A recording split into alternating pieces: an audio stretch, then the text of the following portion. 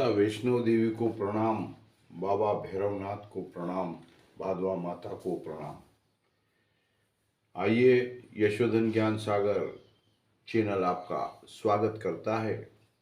मेरे बड़े बुजुर्गों आपको प्रणाम, माताओं बहनों आपको प्रणाम, भाइयों आपको प्रणाम, मेरे नौजवान साथियों आपको भी प्रणाम।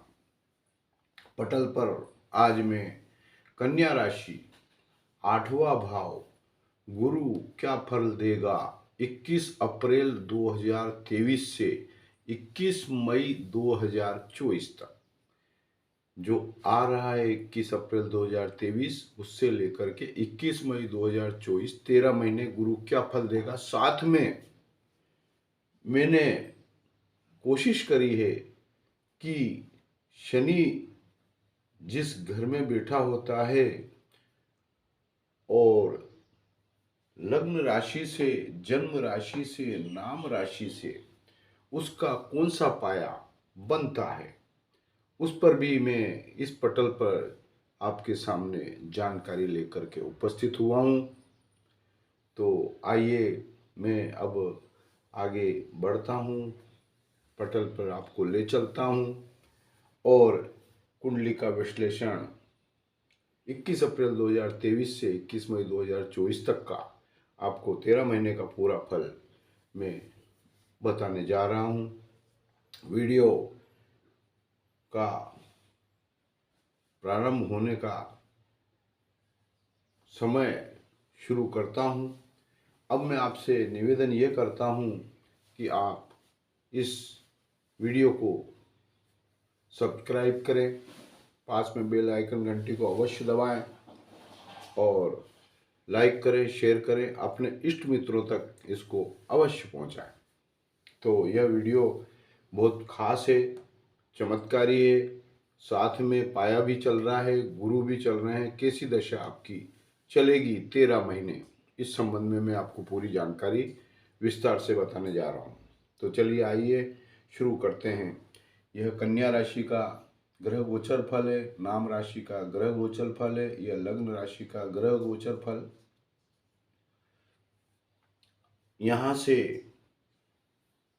1 2 3 4 5 6 छठे घर में कुंभ राशि में शनि महाराज बैठे हुए हैं।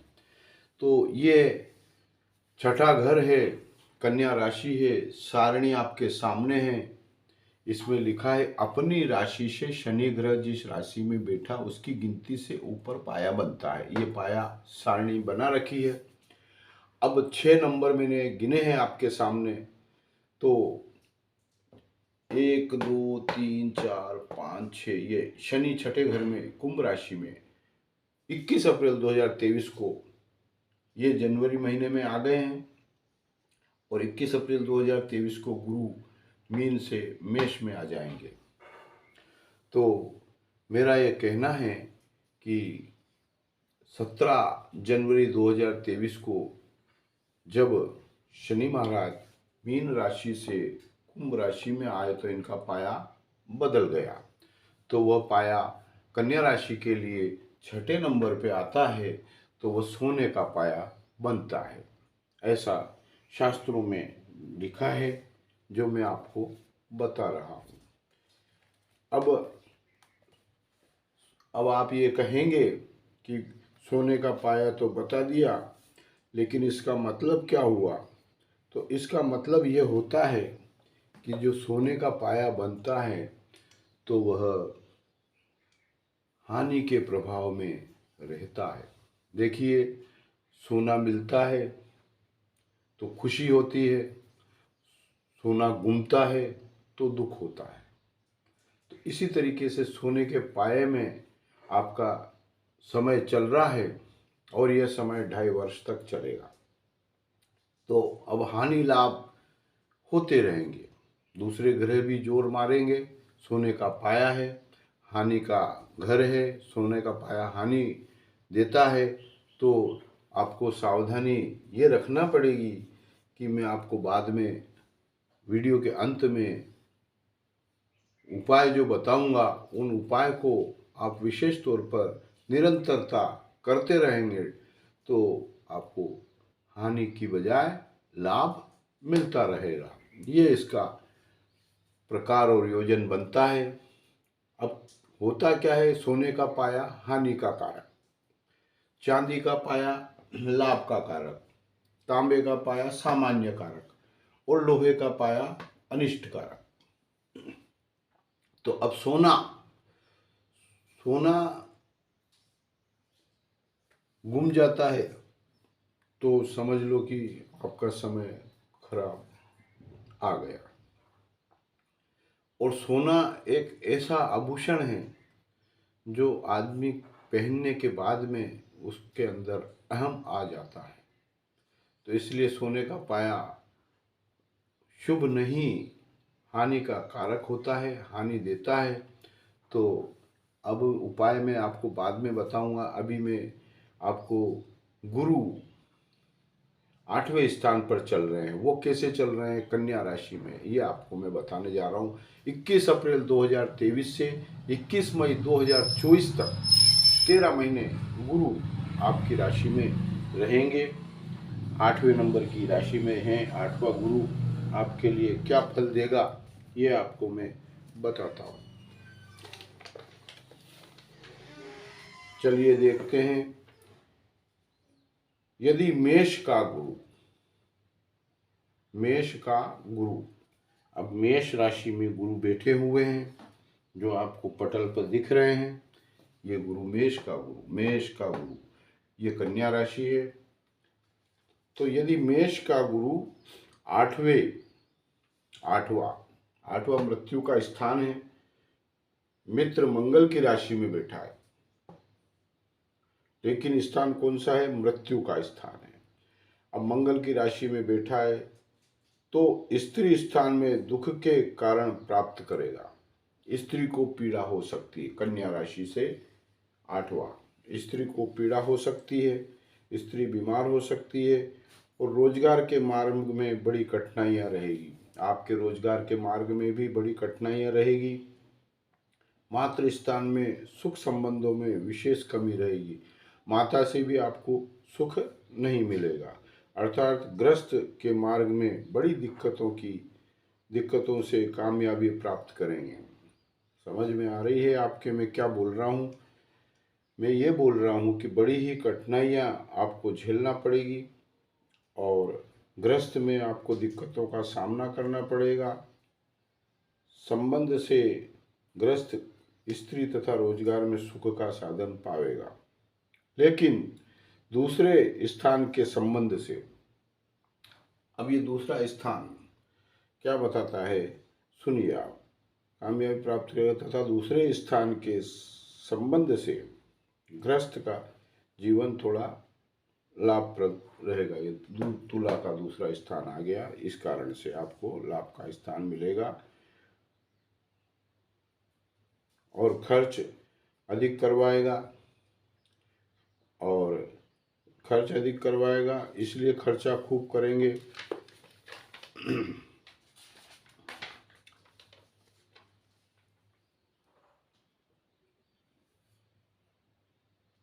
सातवीं दृष्टि से धन भाव को सामान्य शत्रु शुक्र तुला राशि में देख रहा है, इसलिए धन वृद्धि के लिए विशेष प्रयत्न करेगा तथा कुटुंब में कुछ वैमनस्य पाएगा।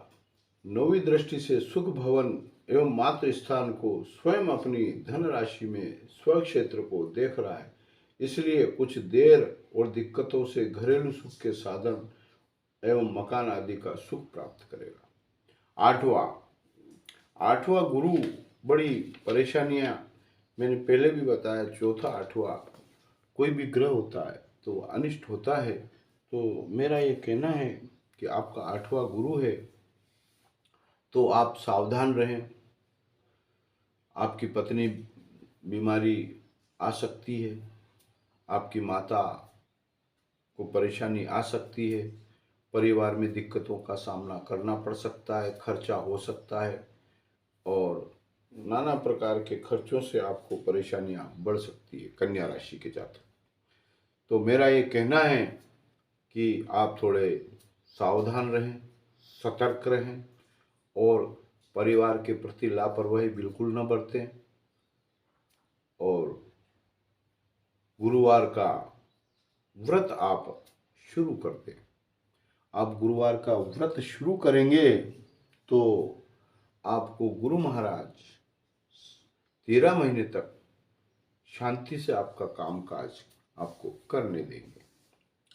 केले के पौधे में गुरुवार के दिन 12 बजे के पहले जल चढ़ावें, चने की दाल चढ़ावें, हल्दी का पाउडर चढ़ावें और हो सके तो एक पीला कपड़ा, पीला वस्त्र भी आप केले के पौधे के ऊपर चढ़ा सकते हैं।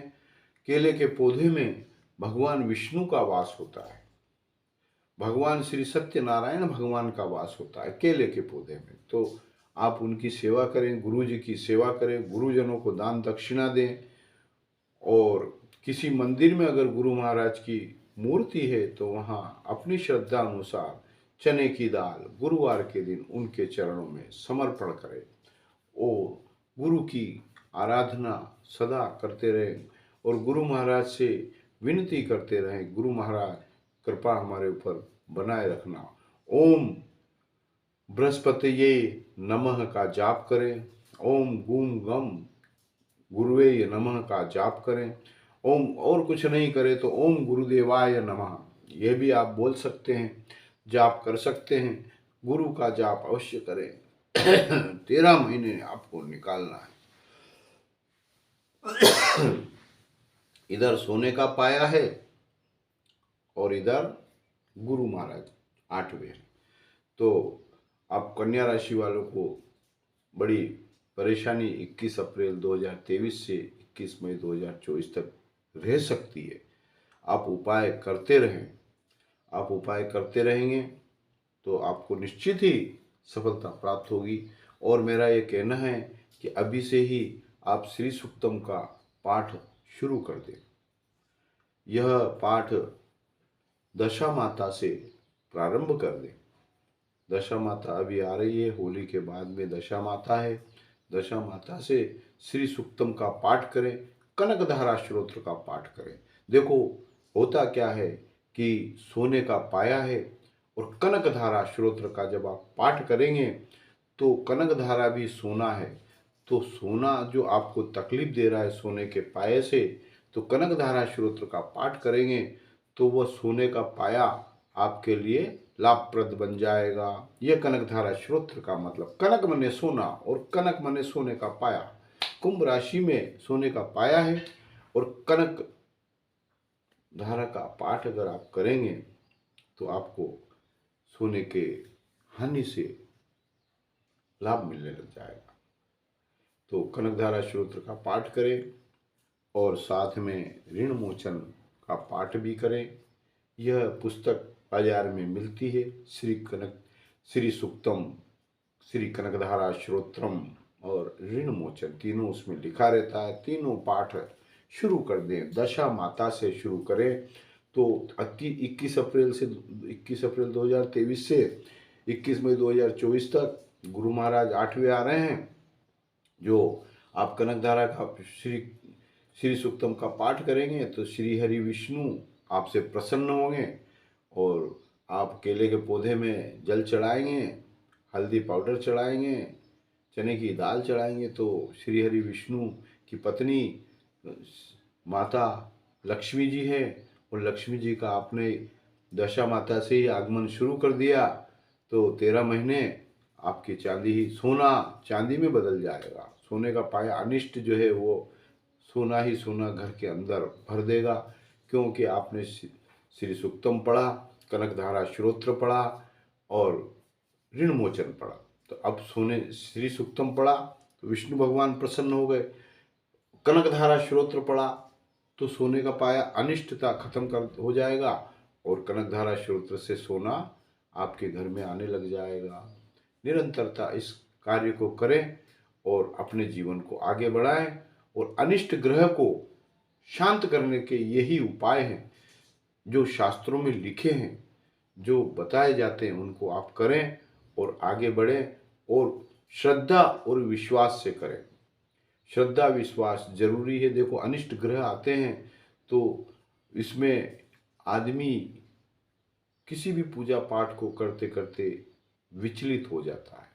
अब विचलित कैसे होता है? 8 दिन करा, 15 दिन करा, 1 महीना करा और उसका फल उसे नहीं मिला तो वो दूसरा देवता को पकड़ लेता है, दूसरे उपाय करने लगता है। तो उससे वो 1 महीने का किया हुआ जैसे जैसे क्रम बढ़ता तो फल देता, उसका ब्रेक लग गया, वो खत्म हो गया, फिर दूसरा चालू करा। ऐसे नहीं करना है। इस दशा माता से अगली दशा माता तक इस क्रम को आप बराबर चलते रहें, लग जाएं। देखिए, रसरी आवत जात पर सील पर पड़त निशान। पनघट पे पानी भरने जाते हैं तो बाल्टी जब अंदर जाती है कुएं के अंदर और पत्थर के ऊपर से खींच करके बाल्टी ऊपर आती है तो उस पत्थर पर भी निशान पड़ जाता है रस्सी का, पत्थर घिस जाता है। तो ऐसे मनुष्य को भी भगवान की आराधना में ऐसा लग जाना चाहिए, ऐसा लीन हो जाना चाहिए कि वो पत्थर जैसा निशान पड़ जाए, प्रभु स्वयं प्रकट हो जाए आपके सामने। ऐसा श्रद्धा और विश्वास से आप हमेशा कार्य को करते रहेंगे। बड़े बड़े ऋषि मुनियों ने हजार हजार साल तक एक स्थान पर बैठ करके तपस्या क्यों करी थी? वो सिद्धि इसीलिए उनको प्राप्त होती थी। तो आप तो 1 महीने में ही पूजा पाठ करके उस भगवान को छोड़ दिया, दूसरे को पकड़ लिया, तो उससे फल नहीं मिलता है। आपको लगातार करना पड़ेगा। देखिए मैंने कनकधारा स्तोत्र का जो पाठ बताया, अगर आप इसको शास्त्रों में लिखा, अगर आप इसको लगातार 3 साल तक कर लेते हैं तो आपके घर में सोने चांदी के भंडारे भरना ही है। आजमा के देख लो। 3 साल, 3 साल कनकधारा स्तोत्र का पाठ जो भी जातक या जो भी मनुष्य लगातार कर लेता है उसमें एक दिन भी नागा नहीं हो, एक दिन भी विचलित नहीं होना, एक दिन भी कट नहीं होना, लगातार। हाँ, समय चेंज हो सकता है। समय चेंज कैसे हो सकता है? कभी सवेरे 8 बजे कर लिया, कभी दिन में 5 बजे, ऐसे समय बदल सकता है। लेकिन लगातार 3 साल तक रोजाना अगर कनकधारा स्तोत्र का पाठ किया जाए तो निश्चित ही श्री हरि विष्णु सोने चांदी के भंडारे लेकर के लक्ष्मी माता आपके घर में सदा के लिए बैठ जाएगी और 7 पीढ़ियां आनंद करेगी। बहुत कुछ मैंने आपको इस वीडियो में बताया। आपको वीडियो कैसा लगा? अगर आपको ये वीडियो अच्छा लगा है तो आप इसको सब्सक्राइब भी करें, और अगर ये इसमें गलत जानकारी आपको लगती है तो इसको सब्सक्राइब नहीं करें। बेल आइकन घंटी को अवश्य दबाएं, अपने इष्ट मित्रों को बताएं, और मैं तो पूरी कोशिश करता हूं कि आपका भविष्य उज्जवल हो और ग्रह शांत हो और आपके घर में खुशहाली आए। तो मेरे भी घर में सदा खुशहाली रहेगी। मैं प्रभु से यही प्रार्थना करता हूँ। और कमेंट्स बॉक्स में आप लिखिए, जय माता वैष्णो देवी की, जय बाबा भैरवनाथ की, जय भादवा माता की। मैं अपनी वाणी को यहीं विराम देता हूँ। धन्यवाद।